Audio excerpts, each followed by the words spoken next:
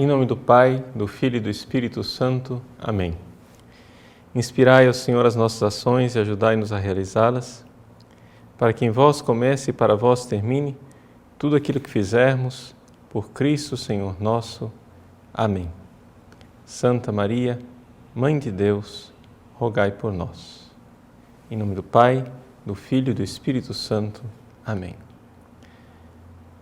Muito bem, uma boa noite a todos, uma alegria nós estarmos juntos nesse nosso programa, preparando o início de nossa quaresma.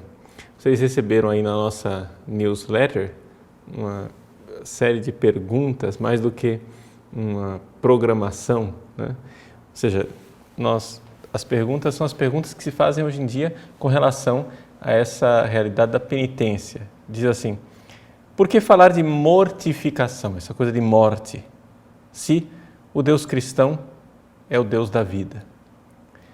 Não é a penitência um conceito medieval, ultrapassado? Não existe algo de patológico na valorização da dor? E assim por diante.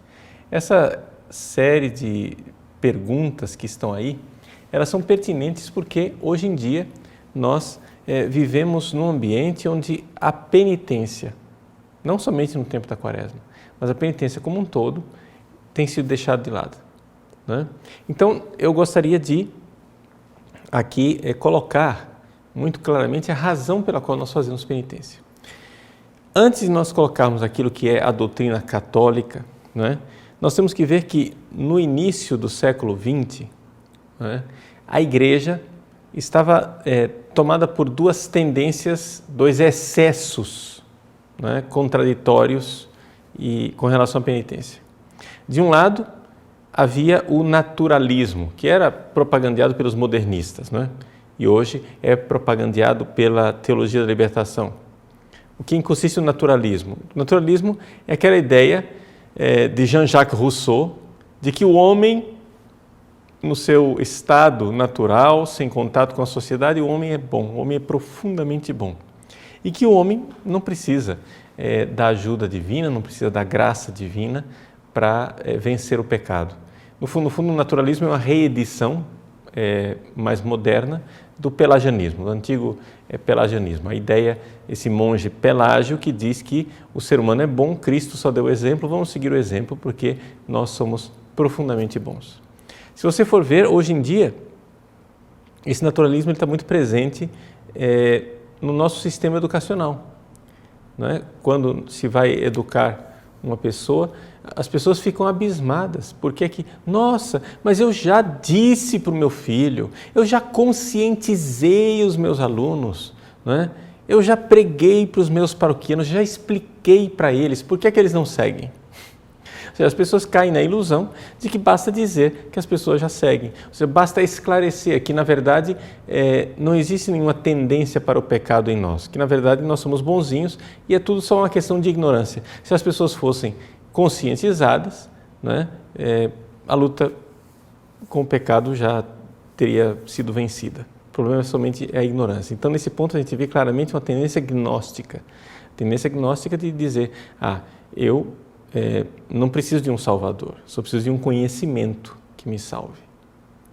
Bom, esse é o naturalismo. O naturalismo está muito presente no dia a dia das nossas paróquias hoje em dia.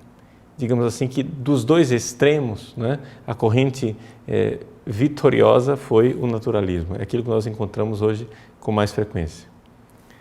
Por outro lado, nós temos uma outra deficiência, que é o jansenismo.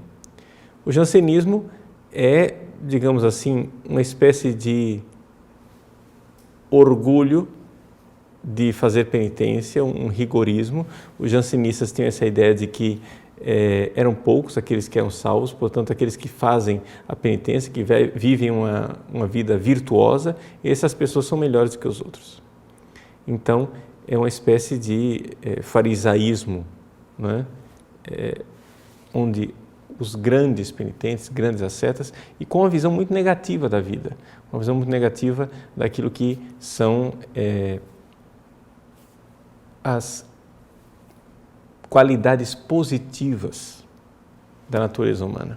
Ou seja, uma visão muito negativa de homem e, assim como resposta a isso, um orgulho daqueles que conseguem superar essas qualidades negativas. Ou seja, o jansenismo, digamos assim, seria uma visão de pecado original parecida com aquela de Lutero.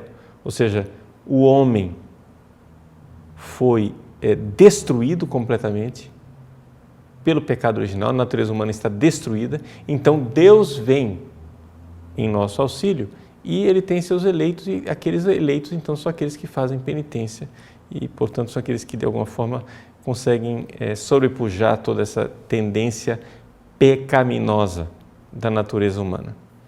Bom, essas duas realidades encontraram no início do século XX uma resposta assinada por Deus. Essa resposta foi Santa Teresinha do Menino Jesus. Santa Teresinha vivia numa França toda ela marcada pelo jansenismo, né? E com uma visão muito negativa do ser humano, quase que destruído, oprimido por esse peso do pecado, da destruição do pecado original. E ao mesmo tempo, também, ela vivia já num ambiente eclesial que estava gerando o modernismo, ou seja, toda essa visão super positiva de que não precisa fazer penitência nenhuma porque nós estamos já salvos, é só uma questão de conscientização, né? Bom, como é que a gente então pode apresentar esta visão do Evangelho? Por que é que a Igreja insiste, depois de 2000 anos, que nós precisamos fazer penitência? É porque o corpo é mau? É porque o corpo foi criado por um Deus mau, como dizem os maniqueístas? Ou porque o corpo é a prisão da alma, como dizem os platônicos e neoplatônicos? Nada disso. A razão de ser da penitência, não é? Basicamente, chama-se amor. E isso a gente precisa dizer desde o início. Por quê? Porque a penitência é uma escola do amor. Uma vez que a gente vê que o homem foi marcado pelo pecado original, só existe uma forma de a gente viver nesta vida, nesse mundo marcado pelo pecado, o amor, que é, de alguma forma, a nossa mortificação. Ou seja, nós temos que matar o homem velho, algo deve morrer dentro de nós para que outra coisa nasça. Então é a dinâmica da Páscoa, e é por isso que no centro do nosso ano litúrgico nós temos a Quaresma e a Páscoa, ou seja, essa dinâmica, esse mistério pascal que é a passagem da morte para a ressurreição. Então é necessário que nós passemos por essa purificação. E é uma purificação importantíssima, não é? Se vocês forem olhar o livro do padre Garrigou-Lagrange, As Três Idades da Vida Interior, esse é o segundo volume, né, de 4 volumes, As Três Idades da Vida Interior, aqui em italiano. O volume 2 é dedicado à purificação da alma dos principiantes, que é exatamente a obra que a Igreja quer colocar como escola de santidade todos os anos na Quaresma. Ou seja, que há uma parte dos fiéis que são principiantes, ou seja, a maioria esmagadora dos fiéis que estão em estado de graça hoje dentro da Igreja, aqueles que vivem no estado de graça são principiantes, estão naquelas moradas do início. Portanto, estão ainda numa fase de purificação, né, que é dividida em duas partes, a purificação ativa e a purificação passiva. Nós não vamos falar da purificação passiva nesse programa, porque seria muito extenso, porque, na verdade, a maior parte das pessoas o que precisa começar é um caminho de purificação ativa, ou seja, começar um caminho de penitência.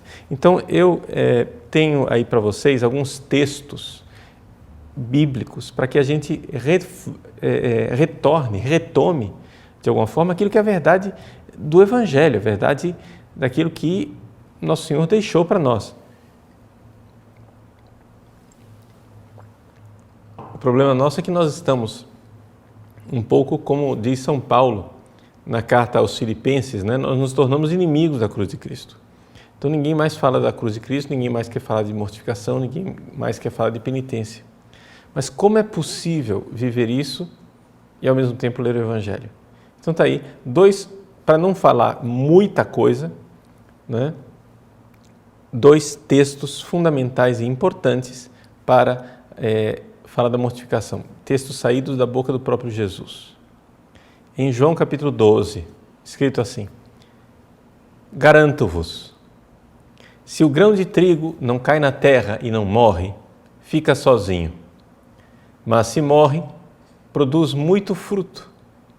Quem tem apego à sua vida vai perdê-la, e quem despreza a sua vida nesse mundo vai conservá-la para a vida eterna. Então, esta realidade, que o grão de trigo precisa morrer, como Cristo precisou morrer, também nós precisamos morrer.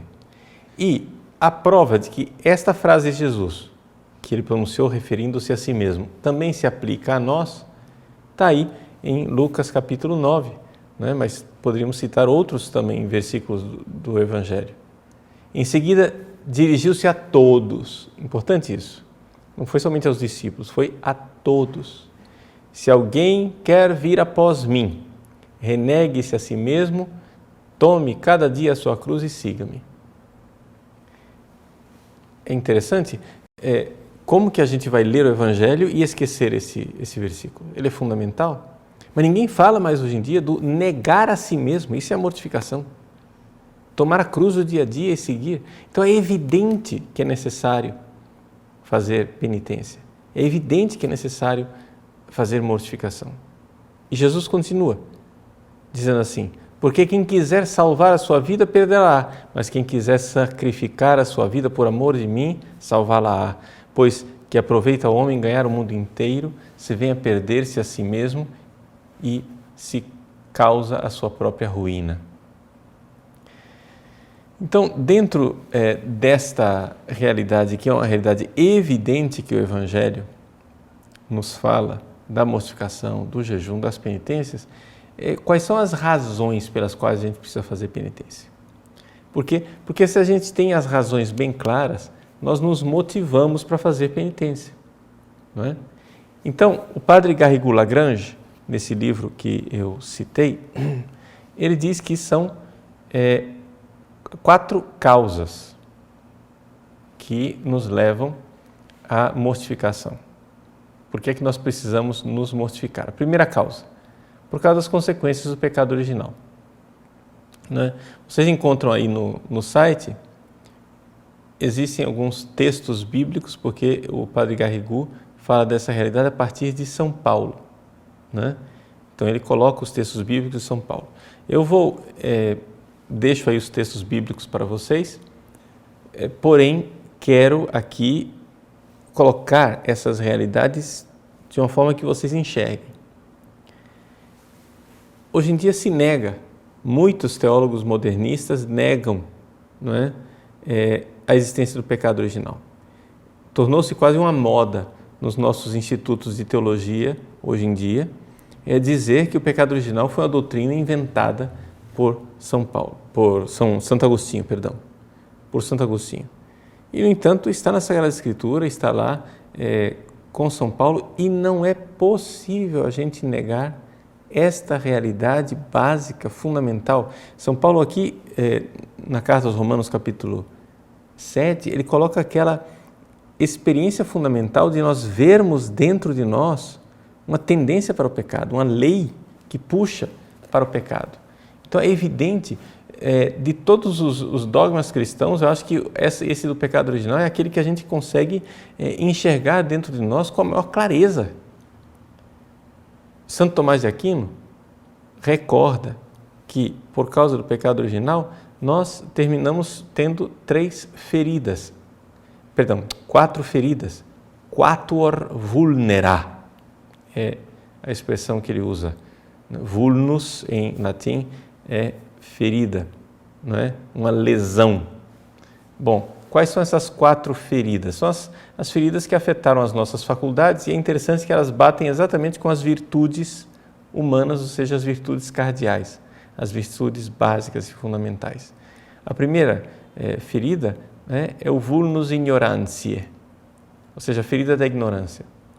A nossa razão, que é, por sua própria natureza, ordenada para a verdade, por causa do pecado original, nós temos uma tendência para errar.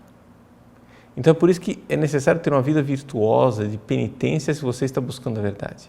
Uma das coisas fundamentais que até os filósofos começaram a enxergar, que não era possível uma pessoa ser filósofo sem ter uma vida virtuosa. Porque não é possível você buscar a verdade sem ter uma vida de quem põe freios, né, às suas tendências interiores. Então, mesmo assim, existe essa tendência para a ignorância, para nós buscarmos o erro ao invés da verdade.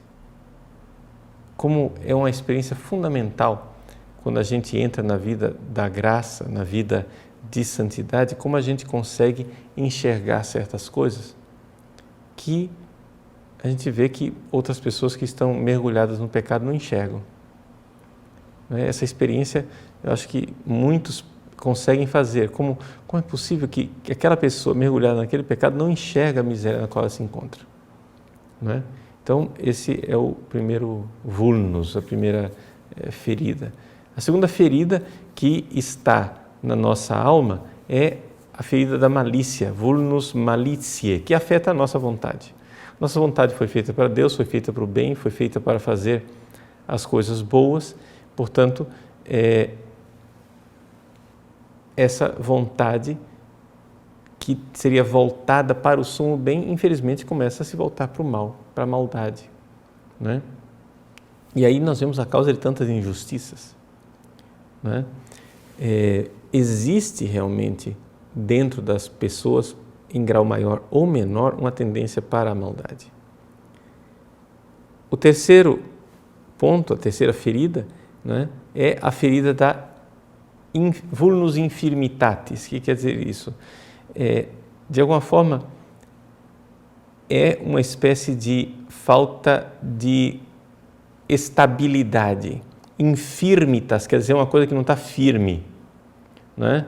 Uma falta de estabilidade, ou seja, o nosso apetite irascível, aquela, digamos assim, aquela energia interior que nós deveríamos, né, usar para buscar aquilo que é árduo, o bem que é árduo, difícil, através da virtude da fortaleza, nós terminamos usando para a raiva, para a cólera, para a ira, e fica desordenada, né?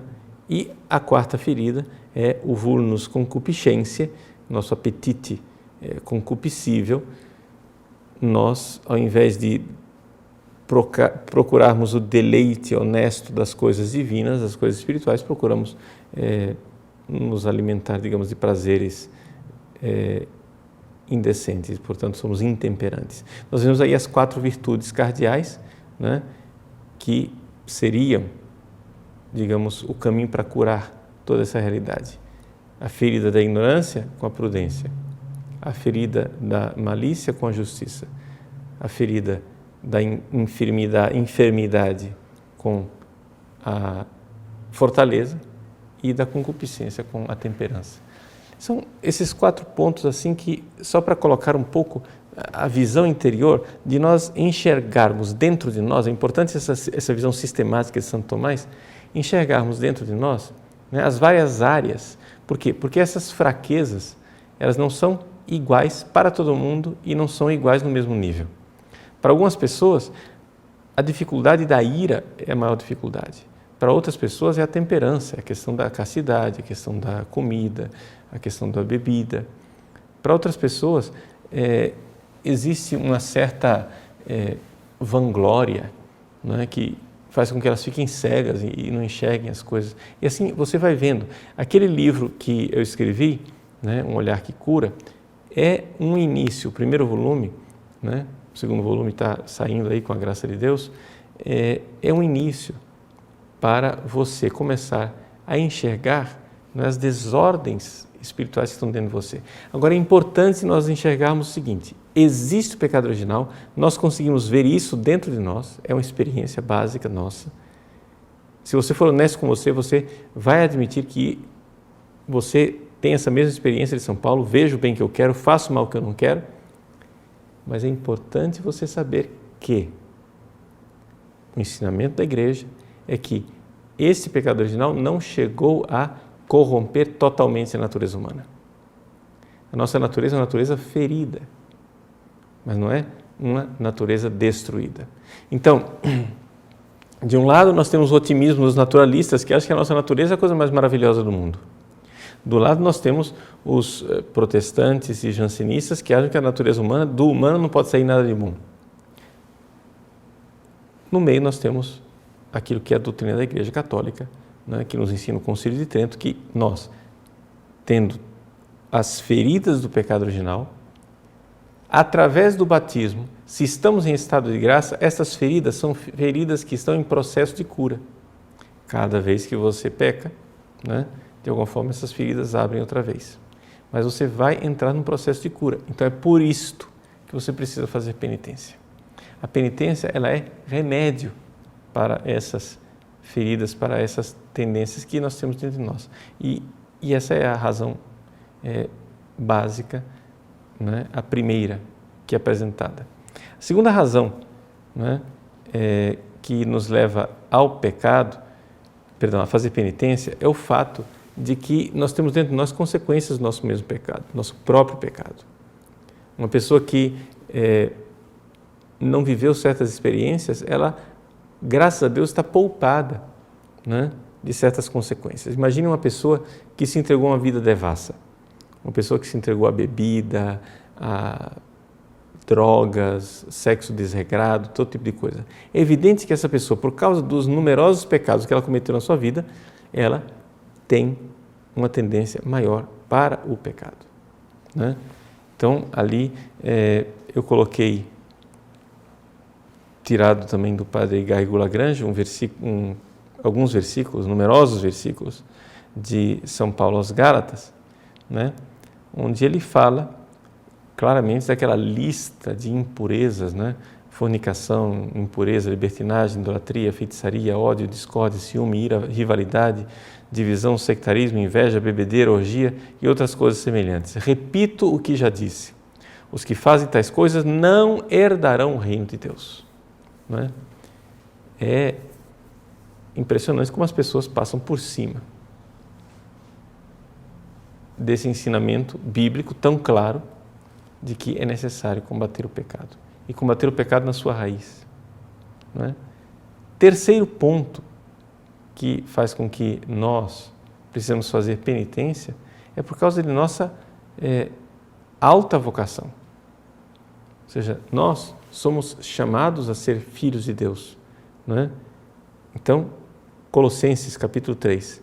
Se ressuscitastes com Cristo, procurai as coisas do alto, onde Cristo está sentado à direita de Deus, pensai nas coisas do alto e não nas coisas da terra. Vós estáis mortos e a vossa vida está escondida com Cristo em Deus. Esse é o princípio básico da mortificação cristã. O próprio sacramento do batismo, não é, que a gente celebra na noite de Páscoa, é essa realidade. Você entra na pia batismal, você entra na piscina batismal como alguém que é sepultado. Você morre, está morto com Cristo. E agora sua vida está escondida com Ele no céu. E essa é a experiência básica do cristão. De que nós temos uma vocação altíssima e devemos aspirar às coisas do alto. Mas para aspirar às coisas do alto, nós temos que, de alguma forma, nos desapegar das coisas daqui da terra. Né? Se você, a comparação que São João da Cruz faz na subida do Monte Carmelo, é o seguinte: você imagine que você está voltado para Deus, você tem que ir para Deus e você, então, tem que se desapegar. Você não vai subir para Ele se você estiver amarrado por uma corda grossa. Se você for cortando cada fiozinho da corda, você já está fazendo um grande trabalho, mas você não estará livre para subir até que você não tenha cortado o último fio. Pode ser que seja um pequeno fio que te apega, mas você ainda não está livre. E aqui a gente vê claramente a doutrina da Igreja, do purgatório, que é a prova fundamental que nós temos para mostrar a nossa necessidade de penitência. Por que nós precisamos fazer penitência? Porque os nossos pecados, né, deixaram em nós consequências e nós precisamos, de alguma forma, nos redimir disso e aos poucos, ir nos desapegando das coisas da terra para voltarmos totalmente para Deus. É a nossa vocação altíssima, nossa vocação, né? Então aqui é a questão da magnanimidade, a respeito da qual nós falávamos no programa passado. E a quarta e última razão pela qual nós precisamos fazer penitência, é evidente, é a imitação de Cristo, né? Nós estamos crucificados com Ele, nós precisamos segui-lo, nós precisamos imitar Jesus, Ele que se doou tanto, nós precisamos nos doar também.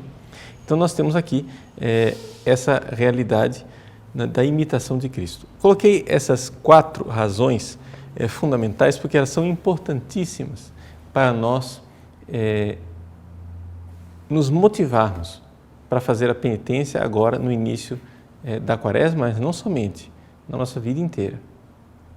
Fazendo a penitência, quero novamente colocar aqui com muita clareza que nós estamos caminhando na direção do amor. Isso é muito importante. Porque é através da penitência que nós, então, caminhamos e nos aperfeiçoamos no amor. Você veja, olhe para a vida dos grandes santos. Todos eles fizeram grandes penitências e por isso foram mestres, né? Grandes mestres do amor. Foram homens e mulheres que, de uma forma extraordinária, são um exemplo para nós como é possível uma tal abnegação, um esquecimento de si mesmo. Eu já ouvi, infelizmente, padres, até padres formados por mim, dizer que chega de sofrer, eu não quero sofrer, eu não quero mais esse negócio de sofrer. Bom, eu pensei comigo mesmo, meu filho, se você não quer mais sofrer, então, pobre de você, porque você está fazendo um juramento terrível. Você está fazendo o juramento de não amar. Porque nesse mundo aqui só é possível assim. Só é possível amar se você está disposto, né, a lutar contra aquela realidade básica da sua alma, que é um amor próprio desordenado, né? Esse amor próprio desordenado nós chamamos de filáusia, né? Esse amor desordenado é a causa, é a raiz dos nossos pecados. Então você precisa ver isto, que por mais que você ame a Deus, você tem em você um amor próprio desordenado. Então só existe um caminho, é o caminho de você ser generoso na penitência e na oração, né? Por quê? Porque são os 2 caminhos para o amor, né? O caminho negativo, a ascética, que é essa realidade de eu morrer para minhas próprias tendências pecaminosas, e o caminho positivo, que é da oração e do amor. Mas é importante isto, não é absolutamente simplesmente uma questão de dolorismo, não é? De me massacrar, mas é questão de amar. É questão de amar. Nós não seremos abnegados, nós não seremos pessoas generosas, não seremos pessoas que amam, se nós ficarmos seguindo a lei básica da filáusia, a lei básica desse amor desordenado por nós mesmos, que é foge da dor e busca o prazer, foge da dor, busca o prazer. Não, nós temos que dar marcha ré nessa dinâmica. Então, você está fugindo da dor, então abrace algo que é doloroso. Não porque você ama a dor, mas porque você quer voltar-se para o amor. E só é possível fazer isso se você, de alguma forma, fizer uma espécie de violência contra você mesmo, né? Tem uma frase de Jesus que é meio enigmática para algumas pessoas, mas que para mim é muito clara. O reino do céu é dos violentos. Ou seja, o reino do céu dos violentos quer dizer o quê? Que você precisa fazer uma certa violência com relação a você.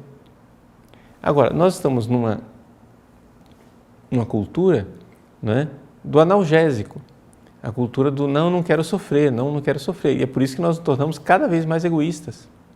E aí nós vemos claramente que aquelas 4 feridas se mostram, né, como uma verdadeira epidemia na sociedade. Por quê? Porque nós destruímos, nós jogamos fora o patrimônio educacional cristão, em que as pessoas eram educadas para lutar contra essas 4 feridas, contra essas 4 realidades. Entramos no naturalismo, tudo é maravilhoso, então, muito bem, você deixa, é só passear nas periferias das nossas cidades, e às vezes nem tão periferia assim, que você vê, né, na porta das casas o pessoal seminu, dando, né, não tendo nenhum respeito pelo próprio corpo, e as pessoas, infelizmente, a nossa cultura está se tornando uma cultura de animais, ou seja, uma não cultura. Ou seja, só é possível o espírito se elevar se nós sairmos desse naturalismo, se nós nos elevarmos acima de nossas tendências animais. E como nós somos chamados a uma vocação superior, a vocação de Deus, né? A vocação de amar, então, quando nós não seguimos a esta altíssima vocação, nós terminamos muito mais abaixo do que os próprios animais. Vocês podem ver que nenhuma matilha de cachorros é tão desordenada como os seres humanos, quando os seres humanos abandonam Deus. Ou seja, os seres humanos, quando eles abandonam Deus, eles são muito mais cruéis do que os cachorros, muito mais devassos do que animais no cio. São muito mais fechados em si mesmos do que qualquer réptil. Nós nos tornamos o pior de todos os animais. Mas isso por quê? Porque éramos chamados a uma vocação altíssima. E a corruptio optimi, péssima. Né? A corrupção daquilo que é ótimo é uma coisa péssima, terrível. Quando você se recusa a se elevar à sua verdadeira vocação, você termina caindo abaixo dos animais. Abaixo dos animais. E é por isso que o homem vai se destruindo. Não tem nenhum animal se destruindo por excesso de comida e de bebida. O ser humano faz isso. Não tem nenhum animal se destruindo por excesso de sexo. O ser humano faz isso. Não tem nenhum animal se destruindo por excesso de vanglória, de presunção. O ser humano faz isso. Então nós vamos nos destruindo. Então é exatamente aqui que está a verdade palpável daquilo que é a doutrina cristã. Quem quiser se salvar vai se perder. Eis aí, a humanidade se perdendo de forma louca. Né? E quem perder sua vida por amor vai salvá-la. Então, a escola da penitência é a escola do amor. Então, é aqui que eu gostaria de colocar estas razões fundamentais pelas quais nós precisamos fazer penitência e pelas quais nós precisamos nos conscientizar. A Quaresma é um tempo de penitência mais intensa, né? Mas a penitência é o ano inteiro, né? É a vida inteira, porque o demônio não tira férias, o pecado não tira férias, e nós precisamos nos purificar para que Deus nos dê a graça de sermos cada vez melhores. Vamos fazer um pequeno intervalo e daqui a pouco a gente volta então para responder as suas perguntas a respeito da vida de penitência, tá bom? Até mais. Retornamos então ao nosso programa para responder algumas perguntas de vocês. Começo com a pergunta da Lúcia. Ela diz assim: Padre, boa noite. Uma pessoa que sofre depressão e vive um momento difícil, como conseguirá fazer penitência? Olha, Lúcia, exatamente essa é a pessoa que mais precisa de penitência. Ou seja, uma pessoa que realmente vive a penitência, existe uma probabilidade muito grande de que a penitência irá tirá-la dessa depressão. Por quê? Porque a depressão, em muitíssimos casos, veja, eu não quero aqui colocar uma lei universal, porque existem depressão e depressão, né? Existem várias causas de depressão. Mas a maior parte dos casos que eu encontro, né, de depressão está exatamente em pessoas que não quiseram aceitar a cruz. Ou seja, pessoas que fugiram da cruz. E porque não querem se perder, terminam se perdendo. Ou seja, aquele que quer se salvar se perde.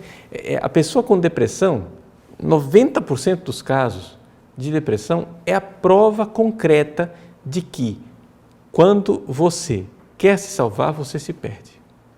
Por que a pessoa ficou deprimida?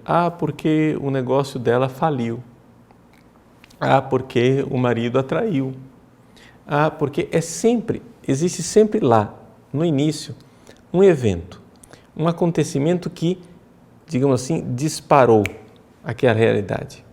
E a pessoa tem não somente uma doença psiquiátrica, não estou dizendo que as pessoas não devem ir para o psiquiatra, devem, e devem tomar o remédio, né, como o psiquiatra receita, que isso ajuda muito no combate espiritual também. Mas, na realidade, apesar de as pessoas terem também tendências genéticas para a depressão e tantas outras causas para a depressão, se nós olharmos espiritualmente, a causa da depressão é a fuga da cruz.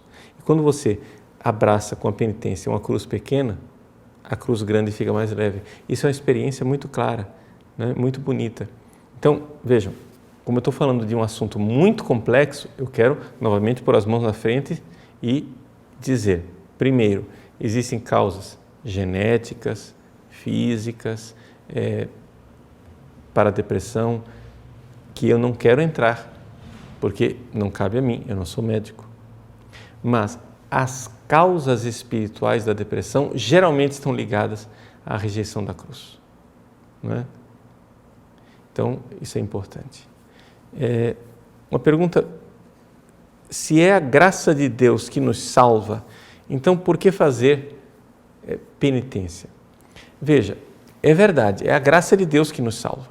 Só que acontece o seguinte, veja, nós precisamos, de alguma forma, dar um sinal verde para a graça de Deus. Quando você é batizado, está confessado, recebeu os sacramentos, você recebeu a graça. Mas, para que esta graça cresça dentro de você, você precisa dar a Deus, né, um sinal do seu amor. É aquilo que a gente chama, na teologia clássica, de mérito. Você precisa merecer, mas não é um mérito que paga a graça. É que talvez aqui a palavra mérito, nas nossas cabeças modernas, ela não seja compreensível. Mérito aqui quer dizer o seguinte, a graça é sempre de graça. Mas Deus quer de nós um sinal, né? Então, não é que você vai merecer, vai comprar a graça com o seu sofrimento e a sua penitência, não é isto, né? Não é um mérito de quem tem a dignidade de merecer aquele prêmio, o mérito de condigno, se diz em teologia. Mas é um outro tipo de mérito, é o chamado mérito de congruo. Quer dizer o seguinte, existe uma proporção. A generosidade da pessoa em fazer penitência e em rezar será recompensada proporcionalmente. A graça que Deus nos dá é infinitamente maior, mas ela é sempre proporcionada à nossa penitência. Então, quer dizer o seguinte, se você é generoso na penitência e na oração, não é? Então, você, de fato, pode receber uma graça maior. Então, mas se trata não de fazer uma oração que seja pensar muito em Deus e fazer uma penitência que seja sofrer muito. Não é isso.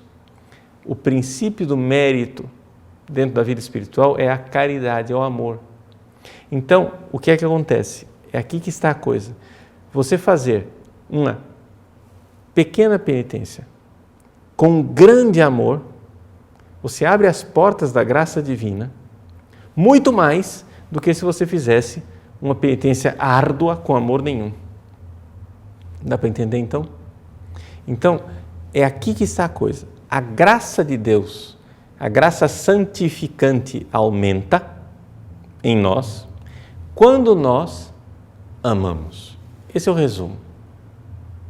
Esse é o resumo da história. Se você generosamente ama a Deus, na penitência e na oração, então você certamente irá receber um aumento, né, da graça santificante.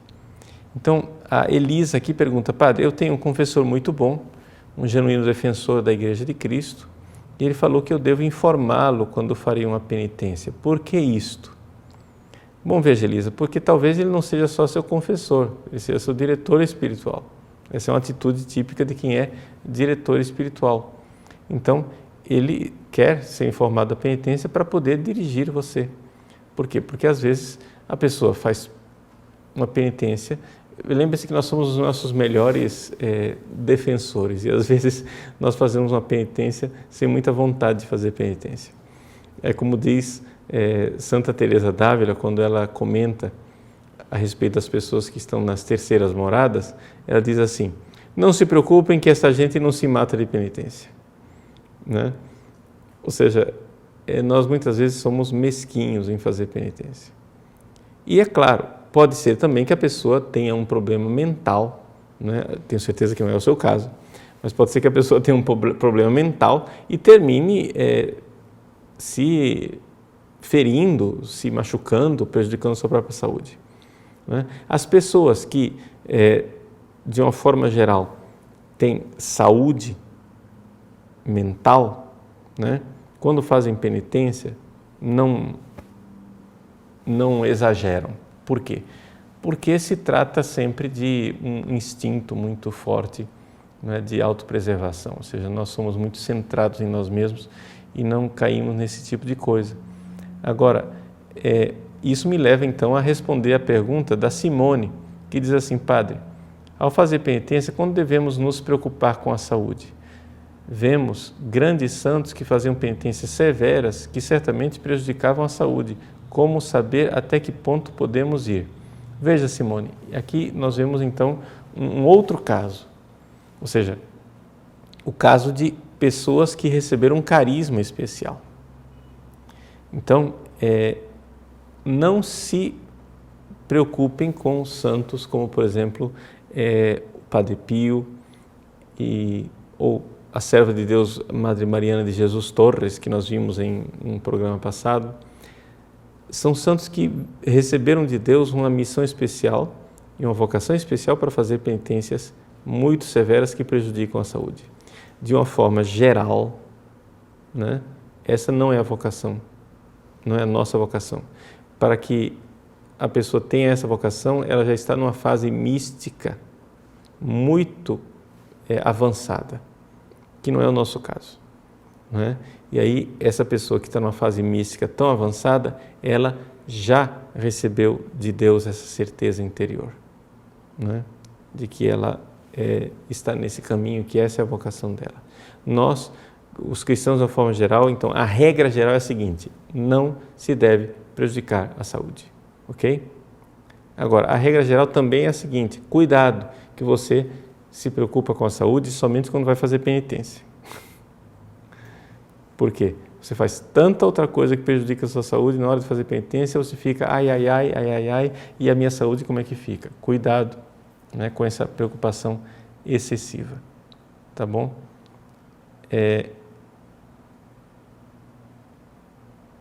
Léo pergunta o seguinte: Padre, peço primeiro sua bênção, Deus te abençoe. Como sei que estou fazendo uma boa quaresma, né, e que estou orando corretamente? Veja, Léo, um dos sinais de que você realmente está num caminho de Deus, fazendo a quaresma, às vezes é justamente a reação do inimigo. Ou seja, nós, todos os primeiros domingos da quaresma, temos aquele evangelho da tentação de Jesus no deserto, exatamente porque nós sabemos que quando nós fazemos penitência, nós somos tentados. Existe realmente uma tentação de abandonarmos, né? Então, seja mais generoso ainda. Seja mais generoso. E veja isto como gestos de amor.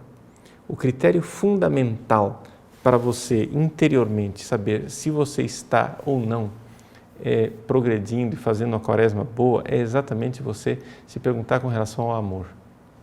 Não sei se vocês se lembram, no programa passado, eu coloquei uma frase de Santa Teresa de Jesus, do Castelo Interior, nas Quartas Moradas, em que ela diz exatamente às monjas, às carmelitas que querem crescer na santidade, é isso que é fazer uma boa quaresma, né?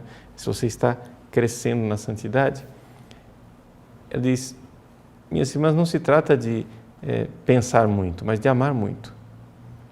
E talvez nós não saibamos o que é amar, né? E ela diz com toda clareza o que é amar.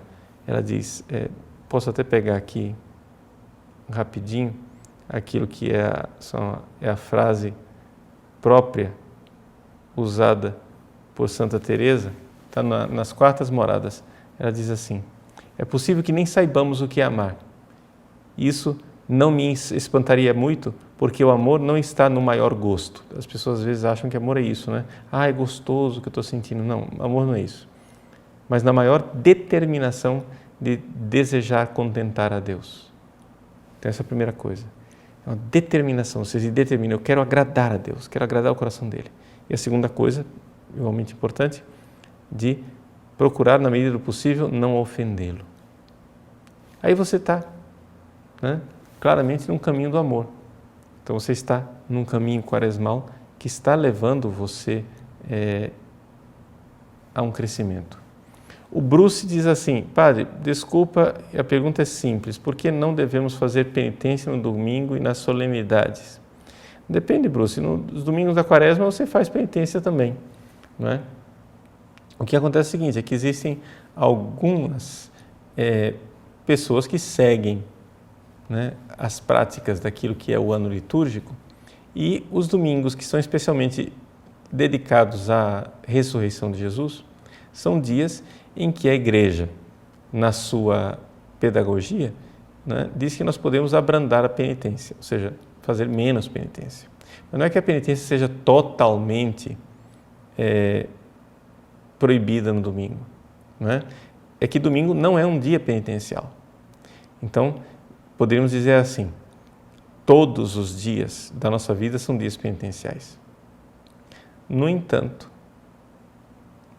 a Igreja, na sua pedagogia, né, nos mostra que existem dias de forte penitência e tempos de forte penitência, como é a Quaresma, como é o Advento, e existem tempos de uma penitência regular, normal, corriqueira, do dia a dia, e existem dias mais festivos em que nós podemos diminuir bastante a penitência.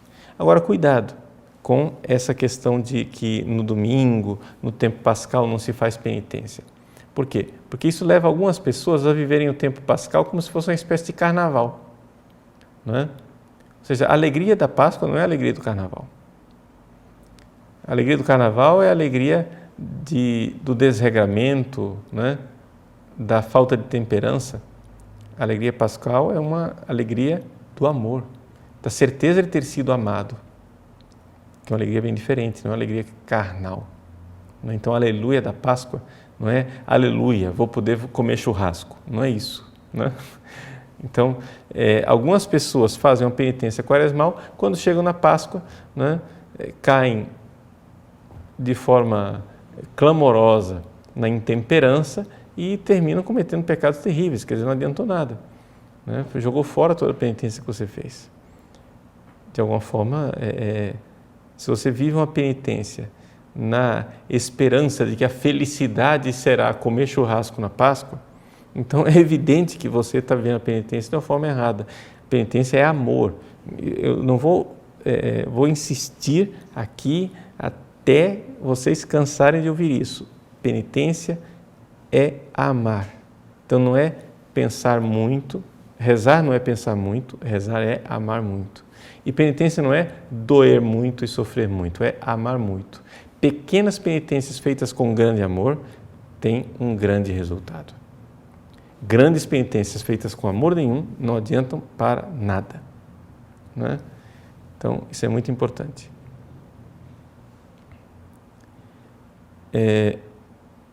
Padre, a Isabela, Como posso fazer uma penitência que me purifique e ajude a converter os meus pais protestantes? Veja, Isabela, a questão de fazermos penitências pela conversão dos outros é algo realmente eficaz, não é? É importante nós lembrarmos isso, que querer que as pessoas se convertam é querer o bem delas, é querer que elas encontrem a verdade, é querer que, porque é evidente, né? Imagine a situação dos protestantes. Nós, católicos, né, temos os meios para o perdão dos nossos pecados. Se você comete um pecado, você se confessa, Deus perdoa os seus pecados, mesmo que a sua contrição não seja perfeita, mesmo que seja uma atrição. Já o protestante, ele não tem esses meios, ou seja, ele está entregue, digamos assim, à capacidade de ele ter, número um, estar na situação de protestante por, digamos assim, sem culpa própria, porque nasceu naquela tradição, porque nunca foi educado, está no estado de ignorância, etc, etc. Mas, ao mesmo tempo, para que ele seja salvo, é necessário que ele tenha o perdão dos pecados. E o perdão dos pecados sem a graça sacramental é muito difícil, porque você realmente precisa de um ato de contrição perfeito, não é? Que a gente não sabe como é que eles podem alcançar isto, né? Então, a situação dos protestantes que não têm as graças sacramentais é uma situação de perigo. Nós devemos realmente querer que eles se convertam, pelo bem deles. É uma coisa, não é assim, é para aumentar a igreja, o poder da igreja católica. Não, é um ato de caridade. Então, se você faz uma penitência, né, com uma intenção concreta, isso é realmente considerado por Deus, porque, lembre-se, o princípio do mérito é o princípio do amor. Então, Deus, quando determina que vai fazer as coisas, Ele não determina somente o que Ele vai fazer, mas determina também os meios pelos quais Ele vai fazer. Então, pode ser que Deus esteja querendo a conversão dos seus pais através da sua oração e da sua penitência, tá? Mas não existe uma fórmula mágica, né? Existe sim o amor. Então, que penitência que você pode fazer? Você pode fazer uma penitência que você realmente faça com amor, né? O amor é que é o princípio da coisa, né? Padre, o Raniel, por que podemos comer peixe na quarta-feira de cinzas, sexta-feira da paixão e carne não? Qual é a diferença? Bom, veja, Raniel, é o seguinte, é importante distinguir entre o jejum e a abstinência. Todas as sextas-feiras do ano todo, são dias de abstinência. E a abstinência, ela é feita quando você se abstém de algum alimento. Tradicionalmente, o alimento do qual nós devemos nos abster é a carne. Por quê? Porque a carne, né? Carne aqui significa carne de vaca, de porco ou até mesmo de aves, né? O que não é considerado carne nesse sentido são peixe e os frutos do mar. Por quê? Porque esses alimentos, eles permanecem mais tempo no estômago e, de alguma forma, você tem uma sensação de saciedade durante mais tempo. Enquanto o peixe é de fácil digestão. Então, você come e logo você sente fome outra vez. Então, nos dias de abstinência, comer peixe é um sinal, né, de uma certa penitência.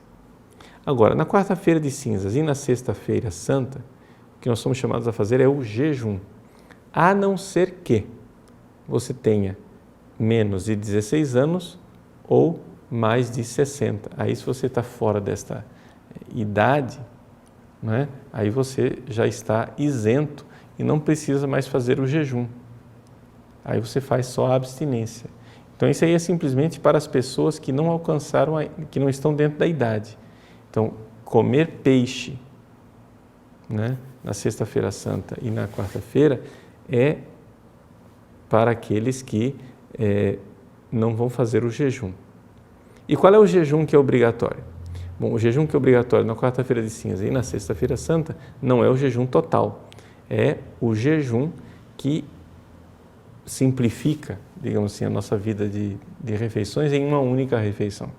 Então você pode fazer uma refeição até a saciedade na quarta-feira e na sexta-feira, né? Quarta-feira de cinza e sexta-feira santa. Uma refeição até a saciedade. É claro que isso pode incluir também peixe, né? Mas são dias de abstinência, né? Então não se deve comer carne. Algumas pessoas tentam explicar porque a carne tem sangue, o sangue lembra a paixão de Cristo. Não é nada disso. É simplesmente porque é um alimento que se digere com maior facilidade, né, com maior rapidez. Tá bom? Então, fico por aqui. Sei que havia mais perguntas que poderiam ser respondidas, mas gostaria mesmo que nesses dias agora que nos separam da quaresma, vocês já fizessem, né, os seus propósitos quaresmais, colocando com toda clareza as penitências que vocês precisam fazer, mas eu quero insistir imensamente aqui. Amor. Não se trata de sofrer, trata-se de amar. Então, o sofrimento da quaresma tem um sentido desde que seja uma escola para o amor. E nessa vida aqui, a gente ama quando a gente sofre por alguém, quando a gente sofre por amor a alguém. E esse alguém é Deus, né? Ele sofreu na cruz por nós, nós podemos e devemos também sofrer por Ele. Sejamos então generosos em nossas penitências, claro, sem prejudicar a saúde, mas não se mede a penitência pelo tamanho da dor, mas pelo tamanho do amor. Tá bom? Deus abençoe vocês e uma boa e santa quaresma a todos. Na terça-feira que vem, terça-feira de carnaval, nós não teremos o nosso programa ao vivo, por quê? Porque nós temos eventos, né? Durante o carnaval, muitíssimas dioceses têm esses eventos, essas pregações, né, para o povo, para a conversão, etc., exatamente para tirar o povo um pouco dos excessos do carnaval e darem uma oportunidade aos católicos de viverem recolhidos nesses dias de tantos perigos para a nossa alma. Muito cuidado, ou seja, a gente sempre deve ter cuidado com a televisão e com a internet a vida toda, né? Principalmente a televisão aberta, que é uma tragédia, mas nos dias de carnaval, sobretudo, né? Ou seja, não é para nós ficar olhando certas imagens indecentes. Nós precisamos um pouco já antecipar a quaresma, digamos assim, né, nesses dias de carnaval e nos abstermos de ficar olhando, né, certas ocasiões de pecado. Tá bom? Então Deus abençoe todos vocês e até o próximo programa, se Deus quiser. Em nome do Pai, do Filho e do Espírito Santo. Amém.